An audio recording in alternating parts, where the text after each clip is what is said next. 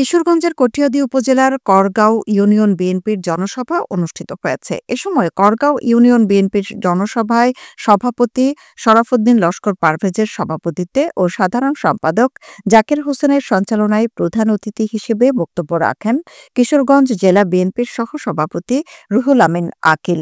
এ সময় প্রধান বক্তা হিসেবে বক্তব্য রাখেন কটিয়াদী উপজেলা বিএনপির সভাপতি ও কটিয়াদী পৌরসভার সাবেক মেয়র আলহাজ তোফাজ্জল হোসেন খান দিলীপ।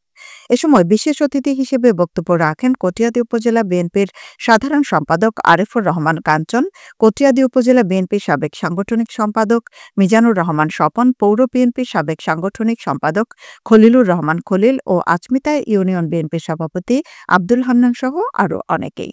আমাদের সেই নেতা তারেক রহমান বিগত 13 জুলাই 2023 সালে এই হাসিনা যে বাংলাদেশকে একটি সীমাহীন লুটপাট দুর্নীতির মাধ্যমে তহবিলহীন ঝুড়িতে পরিণত করেছে।